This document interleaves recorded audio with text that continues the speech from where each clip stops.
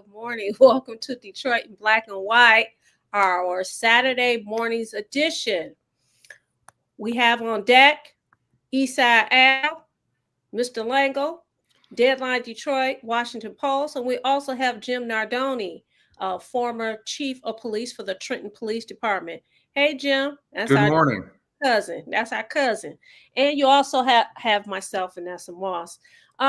First, you guys know the assignment. You know what we want you to do. Like, subscribe, and share. We're trying to get You this. missed one. Okay. Like, subscribe, and share. And tell all your friends about the greatest show on these YouTube streets. Listen, you can also join us in the conversation in the comment section. We're going to make sure that we acknowledge you. We're getting ready to acknowledge you in a minute. Listen, tell everybody about Detroit Black and White. This show is hot, hot, hot. We're going to say good morning to Jill Sheridan, Timothy Squire Bay. Hey, Tim. Derek Henry, Karen Winston, DeWayla Boyce, and you may have to scroll up because my thing is not. Shared story. Our friend. Shared story. Yes. Good Share morning. your story. That's where I was going, Vanessa. I was just going to say, participate because we all share from learning. We all learn from sharing, I should say. Absolutely. Good morning, Terry McCrimmon. So we're going to get started. We're going to start with the person that I introduced first. We're going to start with Eastside Al. If you guys have been watching the show, you know why we call him Eastside Al. A few weeks ago, he talked about how he was driving on the east side. So now he has the name of Eastside Al. I have the East Side creds. He was sneaking up John R., was he?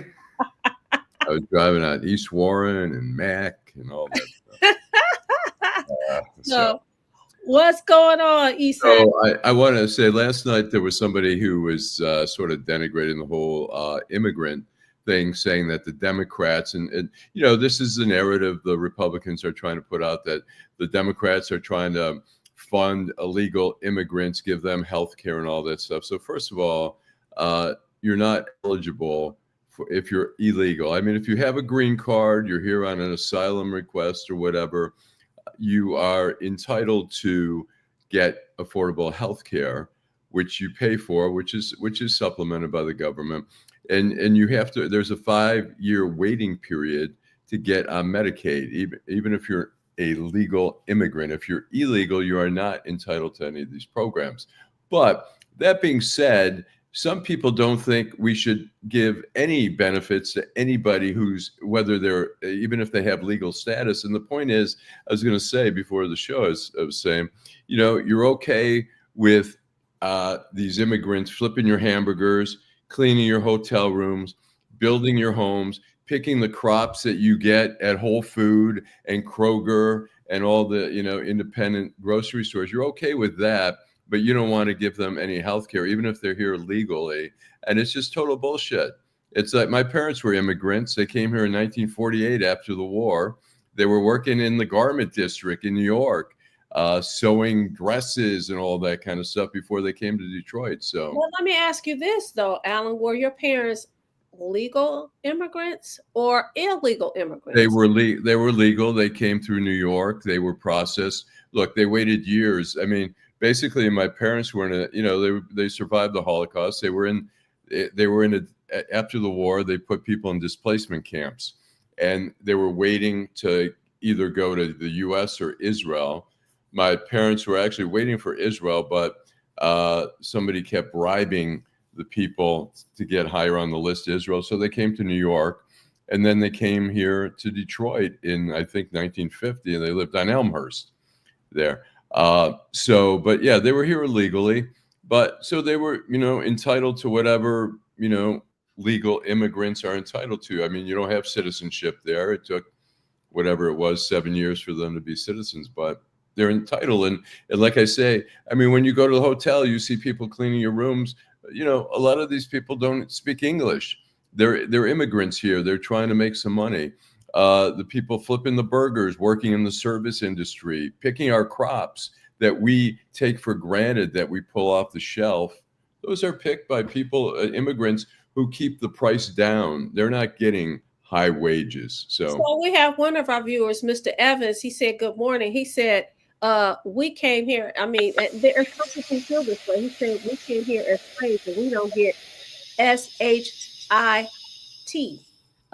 What do you say to that? I say, look, we have we have,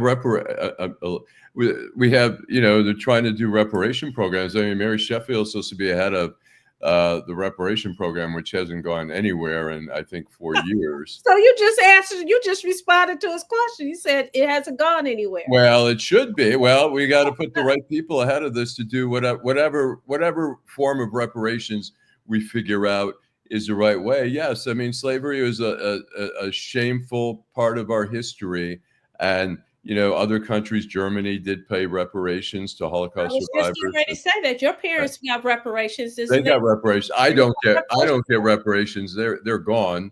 Right. I don't get reparations, but there should be some form, whatever it is, whether it's the individual. Why do you think it's so hard, Jim? Why do you think it's so hard to address that issue, reparations for African descendants? For exactly what Allan just said, we have the wrong people in charge. It has to be a private-public partnership that has to identify. There's a lot of work involved, and you can't just have people on boards like, you know, the Detroit Riverfront Conservancy who show up once every 3 months and show their face and put it on their resume. You need to have, you need solutions, and people, there may be a solution, but there's a long way to get to that solution. Yeah. Okay. All right. Well, I want to piggyback on you're talking about the SNAP benefits. And before we went hot, you were talking about the stigma, but I want to talk about, I saw online today that there are quite a few people that are really upset that Supreme Court Justice Ketanji Brown Jackson late Friday temporarily halted a lower court's order that would have required the Trump administration to fund food stamps in full, fueling new uncertainty about the anti-hunger program's immediate fate. The justice did not rule on the legality of the White House's actions. Instead, she imposed a pause meant to give an appeals court more time to weigh the legal arguments raised by the government as it seeks to withhold funding for the SNAP benefits. Why are people mad? We have the justice system, right? And you have different rungs of the justice system. Why are you pissed that he and anybody else, you know, I represent people. They have the right to use the legal system for their fight. We don't know what the end is going to be, but people are dogging out the Supreme Court justice, and she's following the process. What is wrong with that, Allan? Well, I mean, look, first of all, I mean, she's one of the liberal people on the bench. I mean, if you wanted just some clarification, I mean, what's wrong is that this is, you know, people are being played with. I mean, we're talking about feeding the very basic things in our country. I mean, food should be the very basic thing. And I think people are pissed. It's like it's going through this ridiculous legal process, and the Trump administration's fighting it, which to me is just, I don't get it. You're fighting feeding people.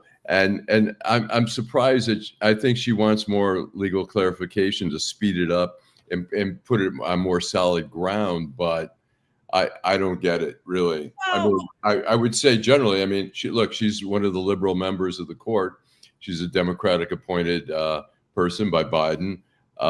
So you can't blame it and say she's trying to screw. I don't believe she's trying to screw the people, but I don't know. I don't understand why people will be mad, because he's using the legal process that all of us have the ability to use. And but why is he fighting it? He's saying, listen, clearly the appeals court was not clear. She put it on pause. She didn't say, she's not questioning the legality of it all. She's saying the lower court wasn't clear. And so I'm saying, why are people upset? Look, I get people are pissed that their benefits have been suspended, but it's been suspended for, 39 days now, right? She's saying, hey, you guys, this lower court, this appeals court has to get it right before we can do anything, right? And so I'm just wondering, why is it okay for someone like Who can I name? Anybody. Well, anybody that's in the legal system that you okay for them to appeal decisions, but it's not okay for the Trump administration to appeal decisions. Well, And here's the this is for the sake of conversation because everybody knows I am not a fan, but I am a fan of fairness. But here's the point, Vanessa. I think that Okay. you need to explain to our viewers and to our colleagues out here, and we should get to Terry McCrimmon's point about David Rambo. They don't understand. They only see the result. So they don't know about the whole legal process and how it arrived at this point in the legal process. They don't know that the lower court didn't do their job and the Supreme Court had to send it back to the lower court. They just know that people are losing their benefits. So you just explained it. I don't have to say anything. You just explained it. I mean, that's exactly what it is. And so you're mad. People are mad. And I think Allan got to the core. People are mad because, their benefits are hanging in the balance. When I'm saying they've been hanging in the balance, listen, for at least 39 days. And last night I talked about, hey, y'all knew that this was an issue 9 months ago. Okay. So it's been hanging in the balance for quite some time. This didn't just happen yesterday. And so now you pissed because, and they're attacking the Supreme Court justice. She's doing her job. thank you. But why is not important when you're trying to feed your family? I guess the question that people should be mad about is like, why is the administration fighting tooth and nail? They have the money. Why are they fighting tooth and nail to prevent people from eating? And that's really the core of it. Why it's now tied up in court with all this legal BS. I mean, it's part of the process, but the fact that they're fighting and they're fighting so hard to keep people from eating is just, to me, is mind-boggling. So, the one thing I will say, there are several states that have figured it out and people are still able to get their benefits. And like we talked about last night, we have a lot of things that are going on in the Metro Detroit area to make sure that people get food. This is a pause in terms of the government shutdown. I don't believe it's going to last 6 months. I don't believe it's going to last 8 months or anything like that. I saw today where the Senate Democrats have substantially scaled back their demand for ending the government shutdown. So there appears to be a little bit of movement there. Okay. So do we want to go to we're going to do a break and then we're going to come back. We're going to address some of our viewers. And then Jim, you can address, it was something that one of our viewers said. Okay. Hi, I'm Eric Sabri, your Wayne County Treasurer. If you're living in the home of a deceased family member and you're facing property tax foreclosure, the probate process can be helpful to you.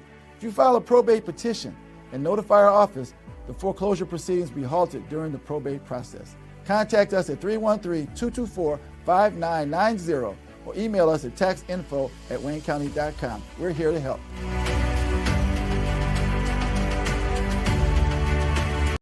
Nearly 30,000 vacant lots all over the city of Detroit are for sale right now. That's right, nearly 30,000 vacant lots are available now, starting at just $100. The lot next to your house or the lot down the street. Make it yours today in just a few simple clicks. Find out if it is available by visiting buildingdetroit.org. At the Detroit Land Bank Authority, side lots are just $100 and neighborhood lots sell for $250. You can apply and pay online today by visiting buildingdetroit.org. And if you don't see the lot you're looking for, call our offices. Our phone number is 313-974-6869. Again, that is 313-974-6869. We're back, Detroit in Black and White, our Saturday morning's edition.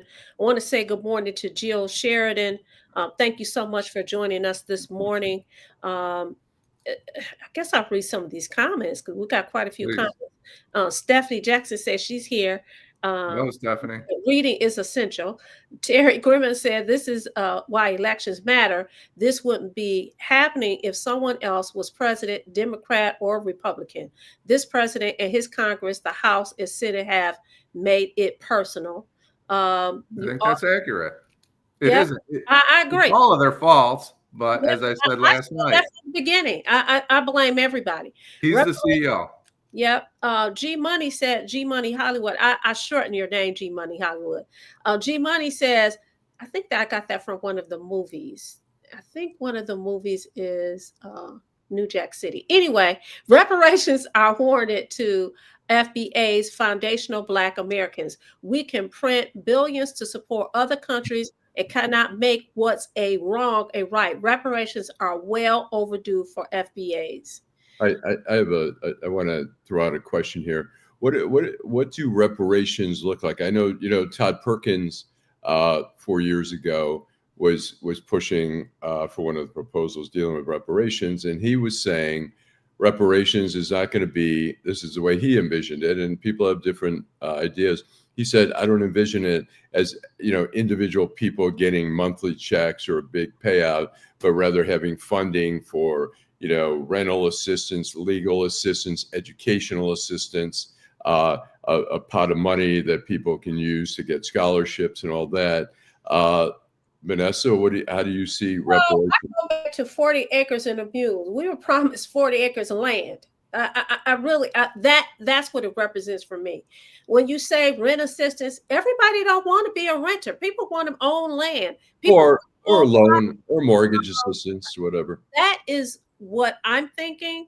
And how it looks, I don't know. I know that we had a group of people in the city of Detroit. They were meeting. We had a reparations council, and Joanne Watson, who has joined the Ancestors, was on that council. I don't know what's happening with it now. What I do know is this: clearly, there's nothing happening now, because if it was something happening, we would know about it. We also know that in different parts of the country, they have addressed reparations in different ways. So I don't know how it would look here in Michigan. I don't know how it would look here in the city of Detroit. But what I do know, they have to start with something, and I would say it would start with land. And and as I'm talking, the city of Detroit has more land than it now has abandoned homes.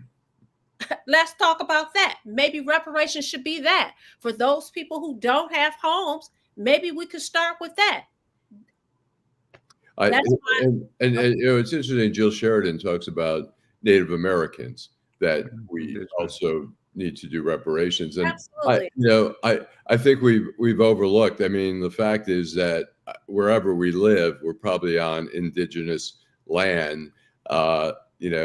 The settlers, whatever, stole the land, and now sort of our apology is like, oh, you get a casino, you're on a reservation, you have certain Indian programs or whatever. But I don't know, that it seems like a forgotten part of our population, really.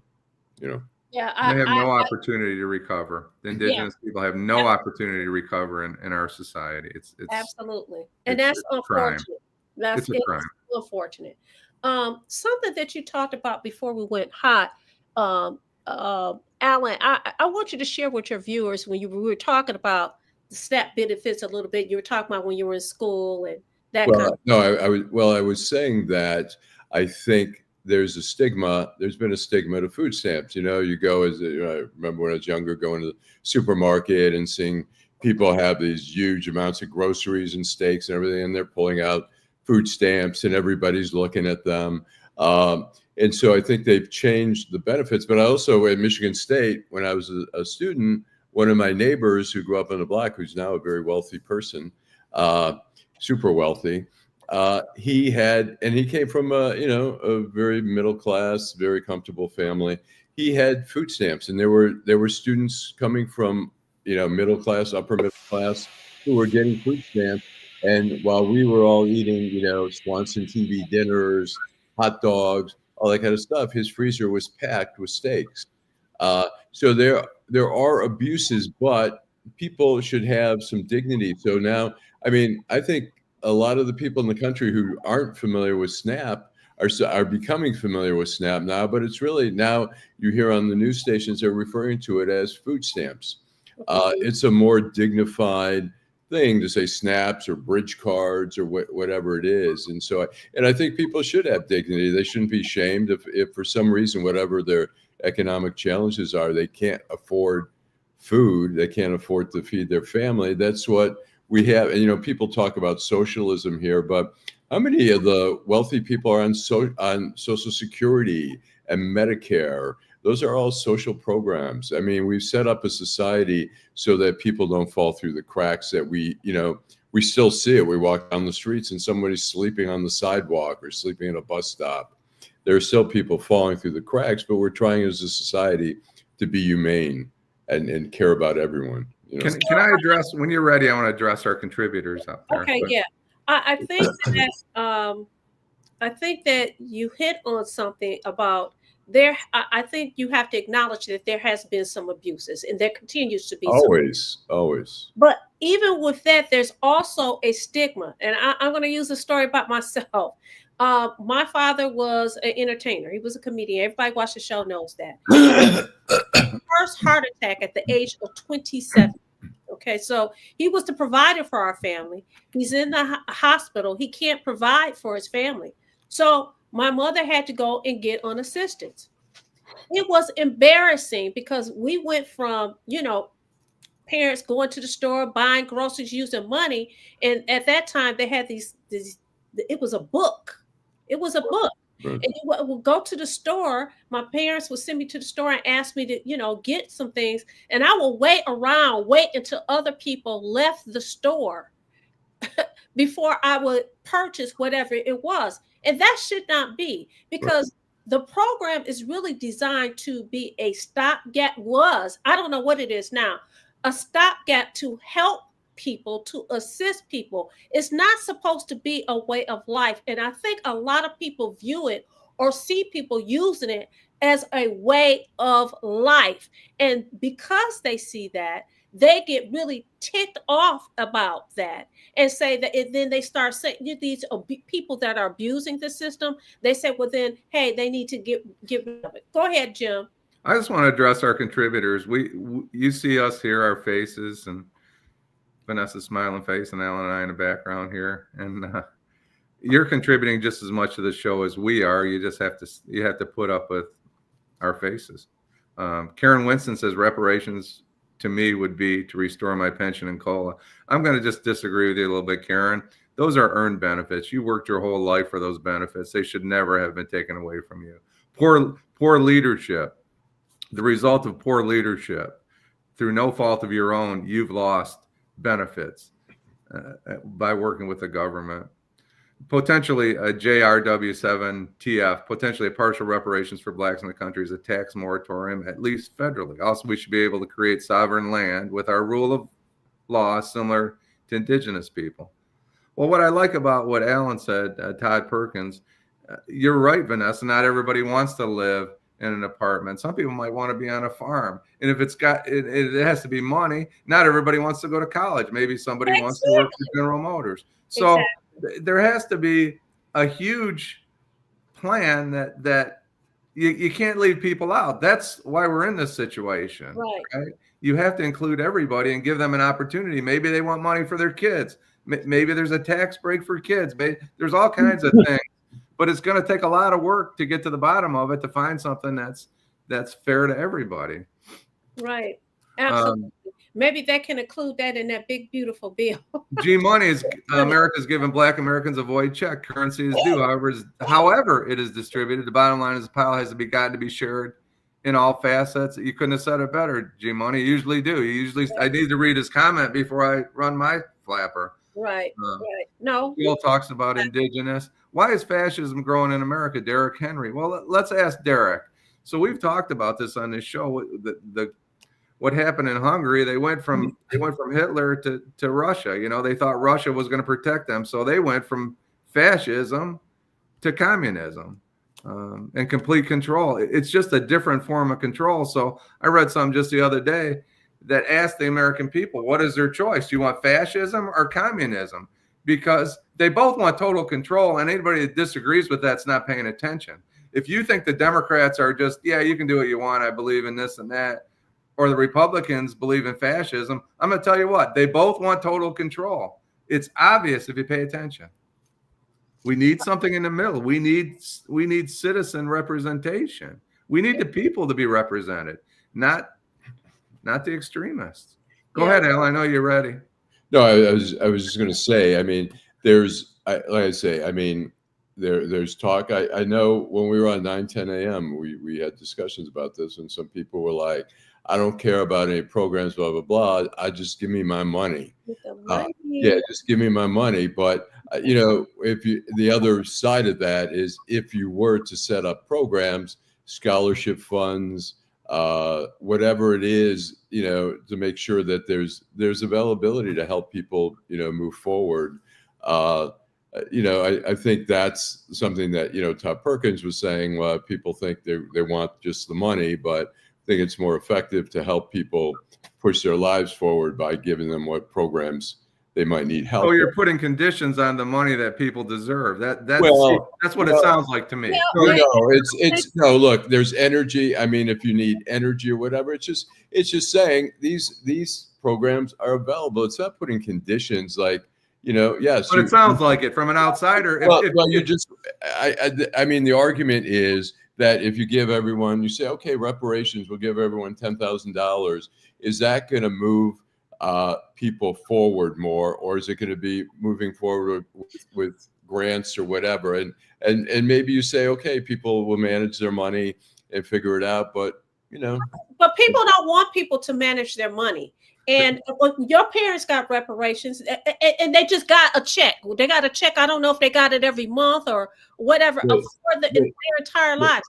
Listen, it should be no strings attached. Period. That's my question. What makes the government? Why is the government to dictate to me how you get it if you do this, that, and the other? I want to address somebody. Somebody named is Nam Ray. I don't know who it is, but it's somebody who knows me personally because they said, you right, Nessa, which, only family members call me Nessa.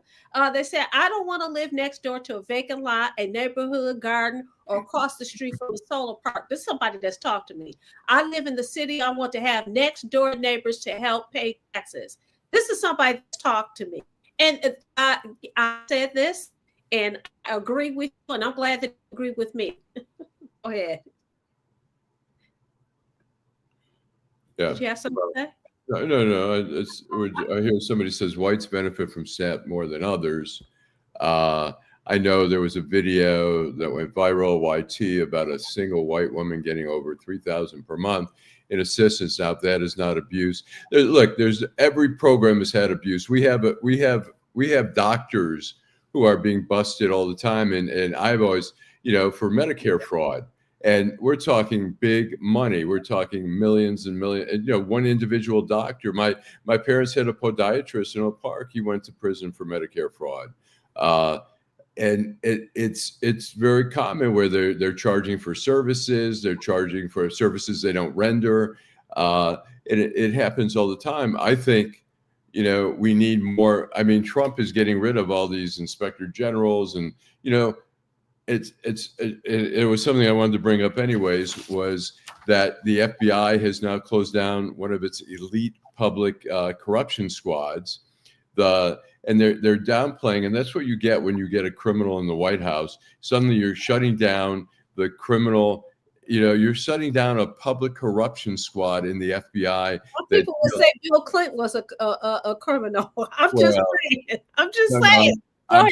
I'm saying that they're shutting it down, and they're still saying, no, we're still going to fight public corruption. Well, that's how they do it in Washington. When you want to make sure that things aren't being enforced, you don't say, we're not enforcing public corruption. You just don't fund the investigations to investigate that. And that's what we're seeing, not only there, but in the Justice Department. And people can, you can say, hey, not my business, who cares? But yeah, that business, when your taxes go up, when people are stealing, when people, like we saw, thankfully the Riverfront Conservancy was not public monies, but $43 million was stolen from there, which is just mind-boggling.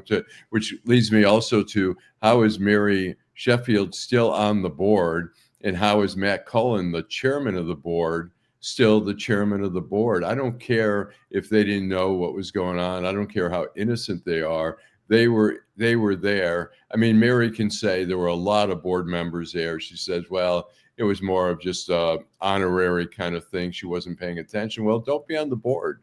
And then Matt Cullen, she defended Matt Cullen, the chairman of the board, as saying, well, he's done nothing wrong. Well, yes, he's done nothing wrong, but they stole all that money. It's a lot of money. So You don't fight. It means plural. Was it more than one person? Do you believe it was more than one person? We haven't seen any evidence of it, but you wonder if somebody wasn't turning their head or had some suspicions and just said, hey, not my business. Not my business. So I don't know. Do you think there were more people? I mean, you always think there were more. I've been consistent. I've been consistent from day one. You cannot tell me that this person is not taking a fall. I'm sorry. I do believe that. That's my belief. And it's really unfortunate. I want to go to Willis Martin, because Willis Martin has made some comments. So I want to address Willis Martin. And thank you, Dewayla Boyce, for joining us this morning, as well as Bridget Tracy Huff. You joined this morning. Thank you so much for watching Detroit Black and White. Willis says, this country has run out of real money. Karma is on this country, and unfortunately, Black Americans will go down with the rest of them. The reason why the illegal people are here is to replace Black Americans. That is his belief. What do you think about that? The reason why illegal people are here is to replace Black Americans. I don't believe that. I believe illegals are here because this country was founded on illegals. I mean, that's what I believe. I don't believe that my Blackness can be replaced. I really don't believe that.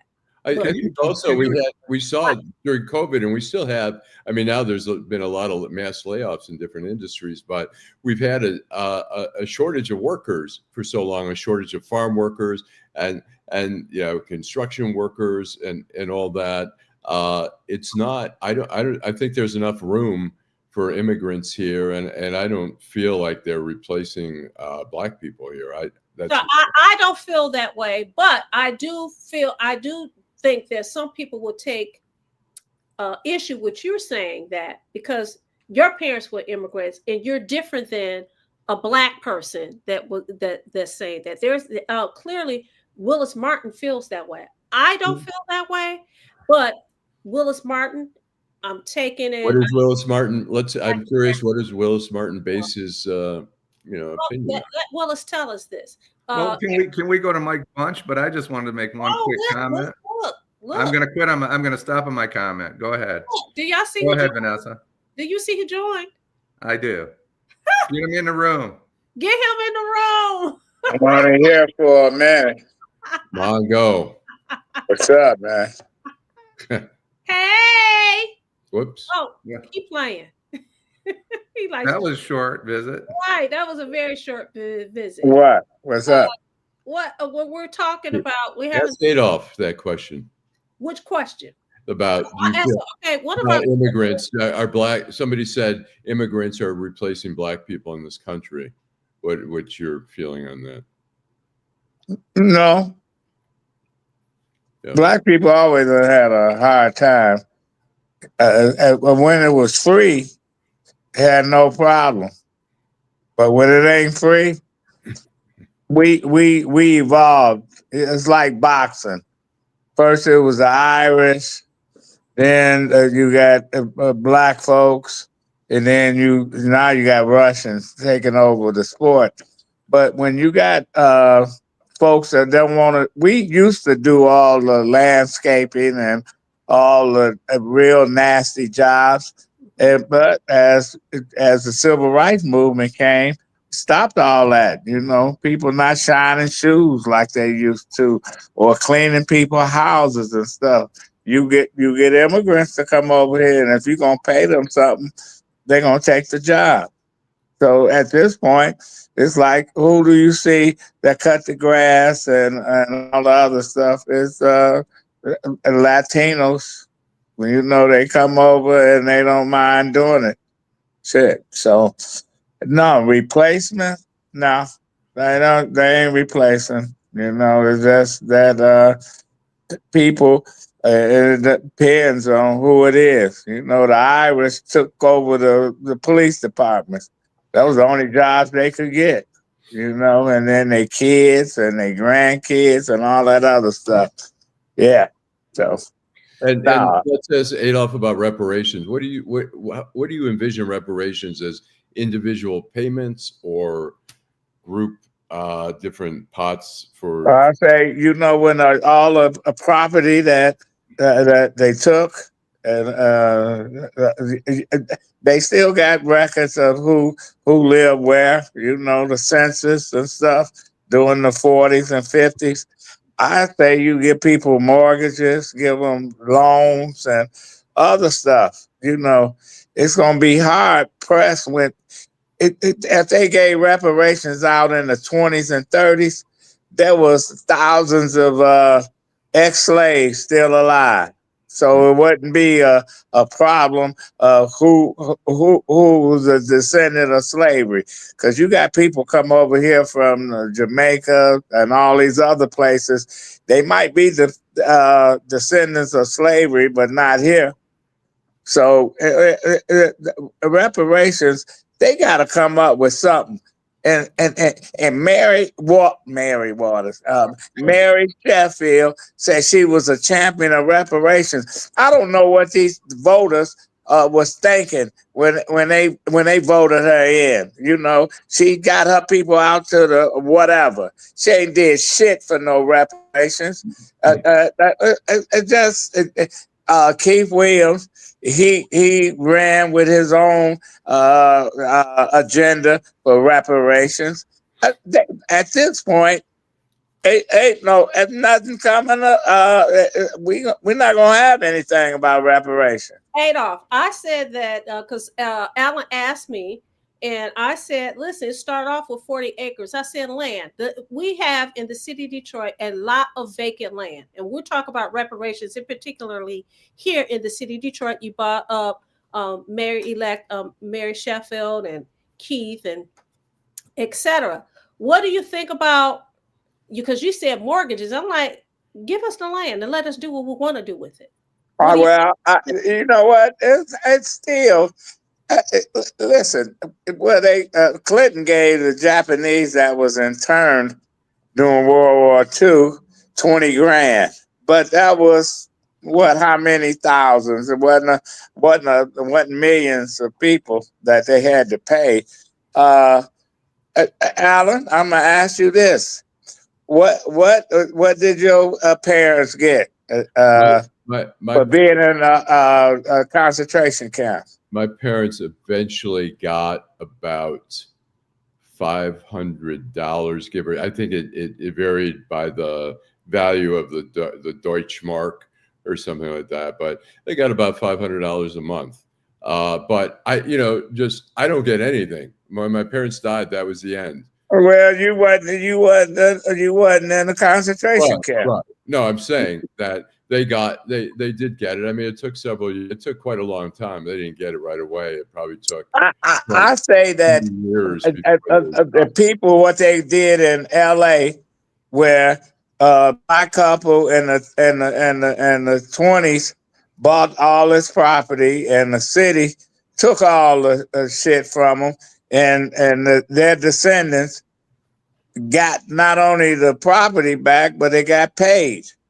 Now, those kind of things, and you can go down in the South where they took people property. They just took it, you know. And what's his name? General Sherman, he had the best idea when he said, give the ex-slaves 40 acres and a mule, because there was enough land that they worked. They worked it. Now, this guy wasn't no friend of black people. He was basically a copperhead, him and his brother, who was a senator from Ohio. But he saw, damn, how we gonna get the ex-slaves acclimated into the society. Right. They've been working it forever. It's not like they had to be taught to do that, but there's no formula of how you give out reparations. Right. Other Yeah, I people mean, do it, and you know, you got it. They gave it right to them after World War II. The Japanese got it.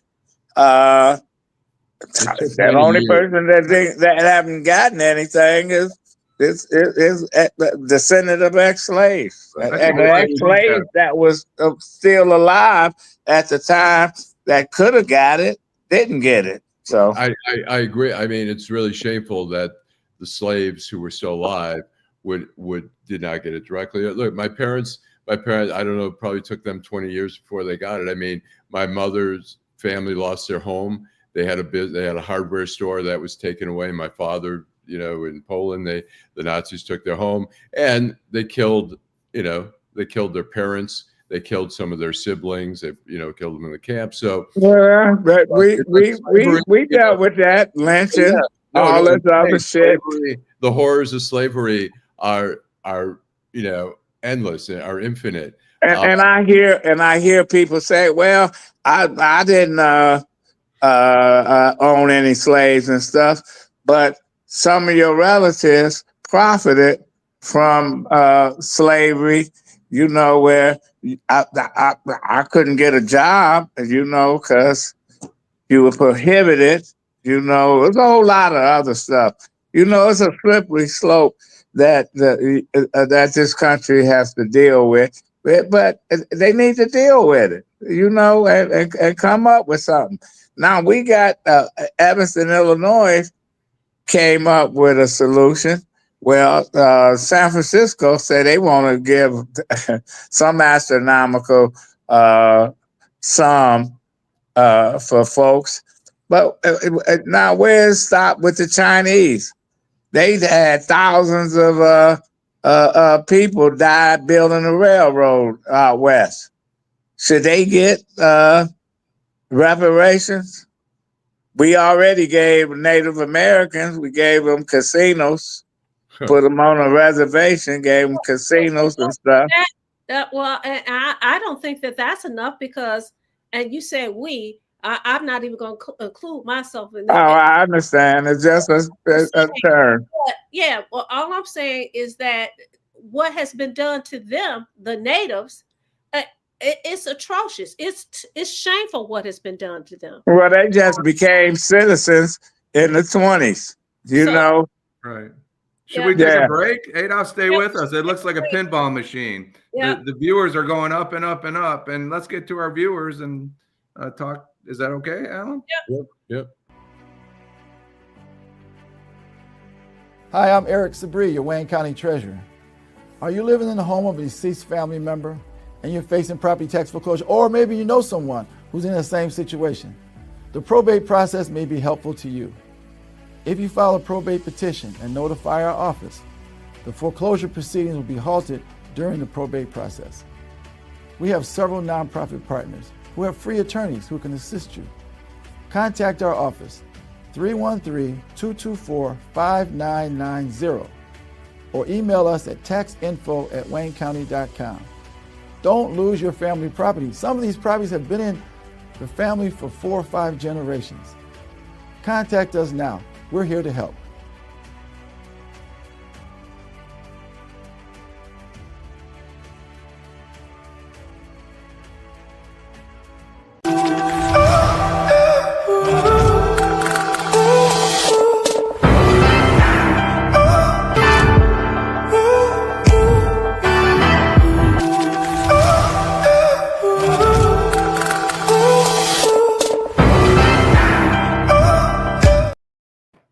We're back, Detroit in Black and White, our Saturday morning's edition. We're here with Adolph Mongo, Allan, Lengel, Jim Nardone, and myself, Vanessa. I'm going to quickly go through some of the comments. Janet, overall, thank you so much for joining us this morning. Good morning. And thank you to the person who liked, subscribed, and shared. And you follow the assignment every week. Miss Sheila says, Mr. Allan said what he said. G Money Hollywood says, let's switch gears and talk about the economy. Does anyone think that we've been in a recession since 2019, but they are not just calling it a recession? I don't know what to expect in 2026. Karen Winston says, what are they doing differently after the theft? She's talking about the Riverfront Conservancy. Eric Brown says, too many people were turning their heads on part of an organization where millions of dollars were stolen, and every member on that board are complicit. Yet only a single person took the fall.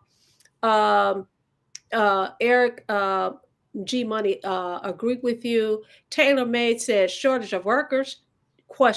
Cheap labor. Dorian Denard says the illegals are here because we've plundered their resources for 130 years. Timothy Squires Bay says that were too much money to be in one hand. Willis Martin says says that they're from DC, who built all those big beautiful buildings in DC and didn't get paid. Perfect timing, Mr. Adolph. Janice Saluk says 40 acres multiplied by the U.S. Black populations equals 1.6 trillion acres, U.S. 2.36 billion acres. How would that work? And a mule, we already have an ass as president. Immigrants don't replace, but they are a controlled vote. Jay says, a shared story says Adolph with an exclamation point. Stephanie Jackson said he's back. Janice says we must look to our Native Indians who have been solely forgotten. Cynthia Crystal Weiss, thank you so much for joining us. And she's joining us on Facebook. Thank you for all of those that are watching us on Facebook. Crystal Weiss says you still have families that are still lost their homes due to I-75 and 375. Good morning, Angela Beatty. Terry McCrimmon says World War III will happen before Black Americans get reparations. And when it comes, guess who American will ask to fight for the country? Where's Mike Bunch? I had a Mike Bunch comment up there, and I was trying to get to him a while ago. If I could find it. Someone apologized to me and says that they've never met me, but their oldest cousin named Vanessa. My grandmother used to call her Nessa. Okay. There was a Mike Bunch comment some time ago. Or Karen Crystal said, give us land and free education, $500 a month. Allan, how many years did your parents get that? Didn't your parents migrating to America? I'm trying to look for Butch. Here it is. You got it. I put it up. Okay. What does it say? It says, I don't think this was his original comment. I think he was talking to G Money. I think most progressives and Democrats want reparations, but the people running around our country, billionaires, don't want anybody to have the money but them. And I think that's a great point. Oh, I agree. Yeah, I saw that earlier today. Yeah. And here's a Terry McCrimmon. If reparations isn't legislation passed by the House and confirmed by the Senate and signed into law by the president, won't work. The IRS has to be involved too. And I want to ask Adolph this question, right? We talked about this before you came on, Adolph, and Todd Perkins and Allan was talking about Todd Perkins and how he believes reparations should be handed out. Now, the first thing I think about, and this isn't a knock on anybody, is why are we putting conditions on people's money if that's the case? And if people deserve the money, I only think the government can cause more pain. I don't care what they do with it. Listen, if you give somebody something, I don't care what they do with it. It's like food stamps. Here these assholes in DC saying, oh, you can't buy a pop, you can't buy a steak, you can't buy. They looking in people's baskets and saying, oh, You got to buy some cornmeal and make cornmeal mush or some shit. That's not the way it is. You gave people the money. Now, if they fuck it up, they can't just come back and say, you know what, I fucked that up, but I need some more. Don't work like that. Hopefully, people do the right thing. But what you do with reparations, Yeah. no. If you're going to give somebody reparations, let them, they can buy whatever the hell they want government to. that did all these things. Tracy Smith says she doesn't care either, Adolph, and I think that's why are we putting conditions on people? That's Allan, did anybody tell your parents how to spend their $500 No. a month? The question was too. There was a question about that, Allan. No. $500 a month for how long was the question? I quite a long time. I'm not sure. I can't even. And they supposed to got it. Listen, I ain't mad at them. Yeah, But the bottom line is that listen, all those insurance companies in Germany and the rest of western part of Europe, they didn't even pay people. How many Jews had insurance policies, and none of them ever got paid? Yeah. They killed them, etc. People profited off of the Holocaust. People profited off of slavery, Jim Crow. They listen. It was a business. And listen, you had the insurance companies that got paid. Yes. And profiting off of SNAP benefits, like it or not. And what about Derek? We gave $40 billion to Argentina, which I keep hearing about on this show. I'm not that familiar with it, but did we ask Argentina what they were going to do with the money? We did with Argentina.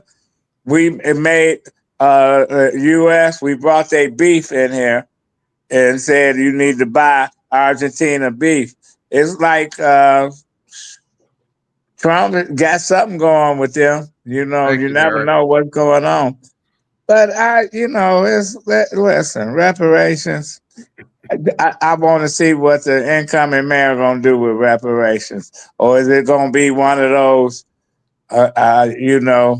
bullshit sessions? Well, I didn't want to. Being on the conservancy, that's not my job. Basically, that's what she said. And so all this other stuff, you can't just give lip service. Now the buck stops at your table now. You got to deal with it. Yeah. But we can't even get the government fixed. How are they going to figure this problem out? This issue?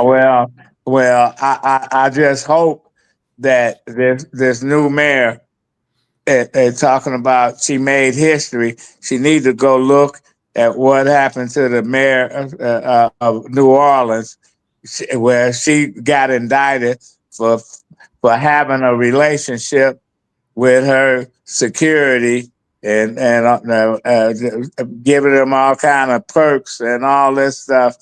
You got to be real careful these days, because people are watching you. They watching. Yeah. What Adolph was saying, talking about the limitations on SNAP, which is just insane. People can't buy prepared foods like a rotisserie chicken, which is like cheap. You can get a rotisserie chicken $5. Yeah, $5-6. You can't buy any ready-made, pizza or whatever, which is like a food. It's not like, and you can't buy cleaning supplies with it, which is just, you wonder who made these rules.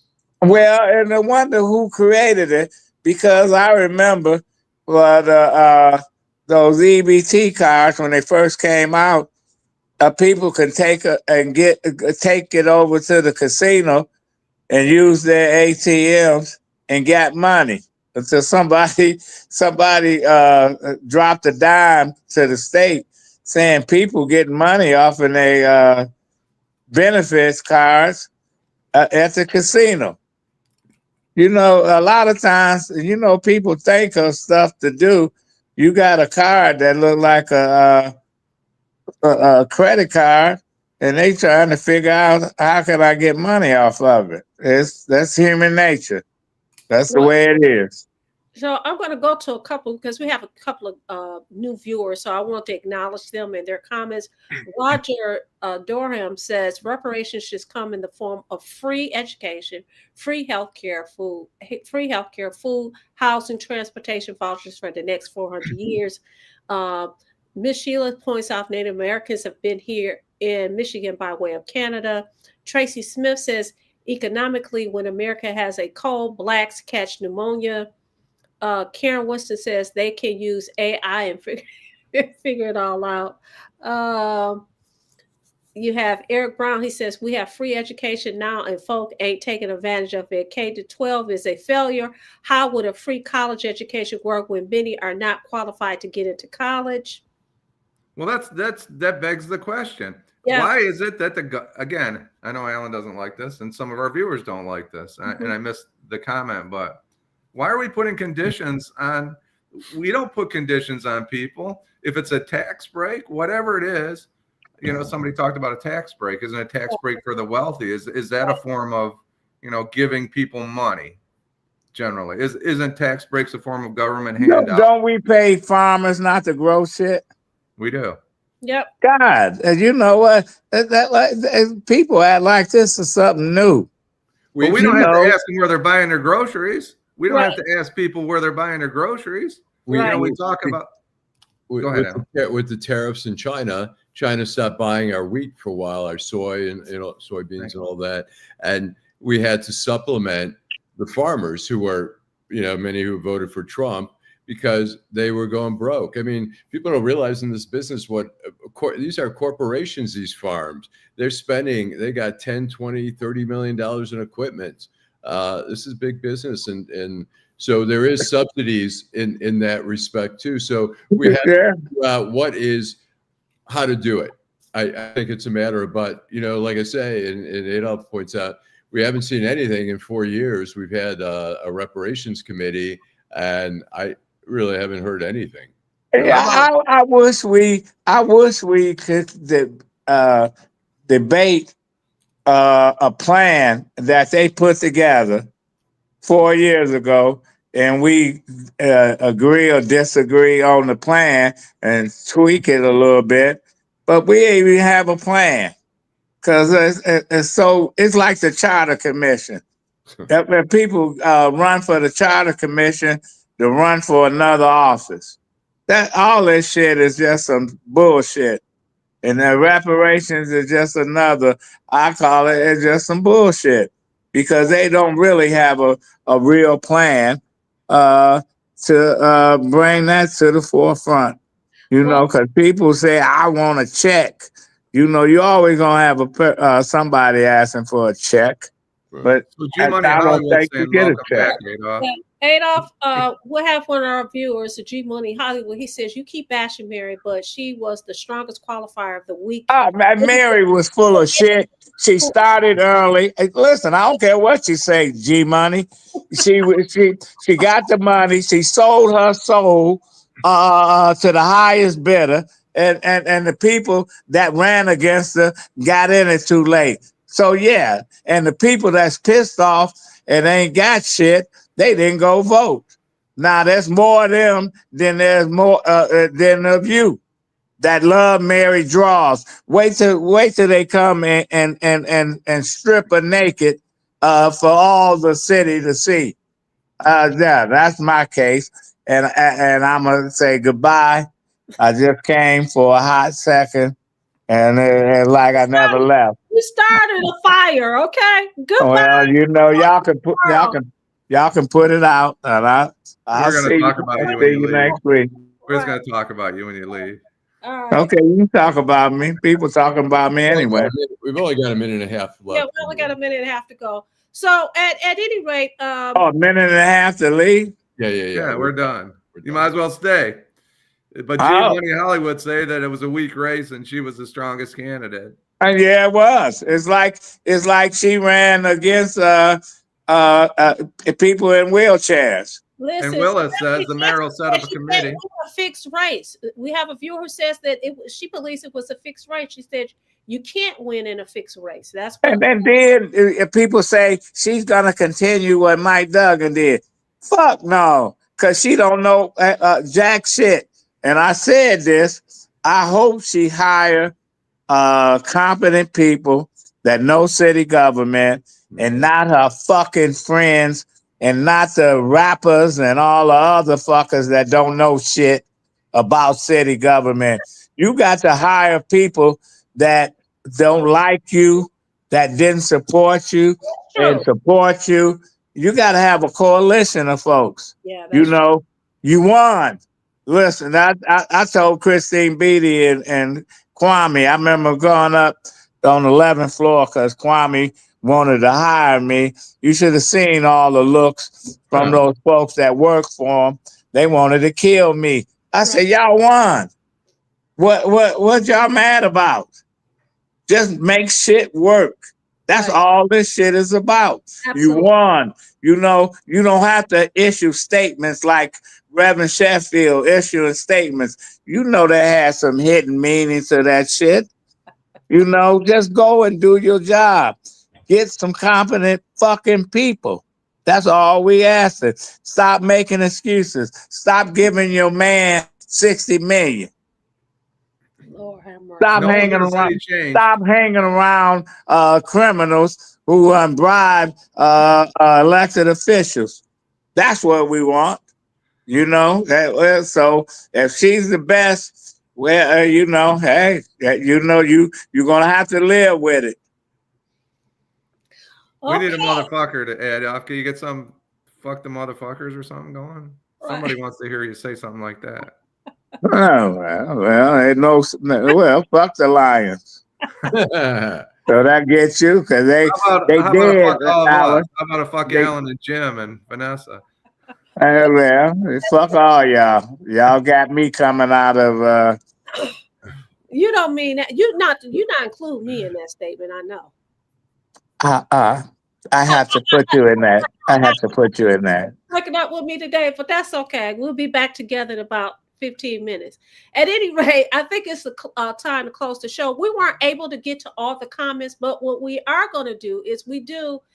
Allan rewatches the show, and now I've started rewatching the show. So if we didn't get to your comment today, hopefully we'll be able to address it on Wednesday. But the one thing we want to do, we want to say to you, thank you so much for joining us every Wednesday, every Friday, every. I miss y'all, you know, and hopefully sometime soon I can come back full time, you know. I'm just an old man, and it takes a long time to heal. Yeah. You know, but I'm glad I could come on. You know, Jim been harassing me, you know, and all this other stuff. So, yeah, I hopefully next week I can come on Wednesday or Friday and join in the discussion. I miss the comments and I miss our viewers and stuff. I want to get riled up. Thank you, G Money and everybody else to say you full of shit. She won. I don't want to keep hearing that. Right. I got an answer for you. Thank you. All right. Thanks, Adolph. We're so happy that you're back. It's good seeing you. And like he said, he told you guys his story. You don't have to listen to the rumors in the street. He told you guys what happened to him. He is on his journey of healing. His voice is strong. He's doing great. We talk all the time. Thank you, everybody, for watching Detroit Black and White, rocking with us. Catch Detroit Black and White Reality Strikes on Monday evening, 8:30 p.m. to 9:30 p.m. And the week that was, every Friday morning. What time, Allan? 11:30 a.m. 11:30 a.m. All right. Thank you. Have a wonderful weekend.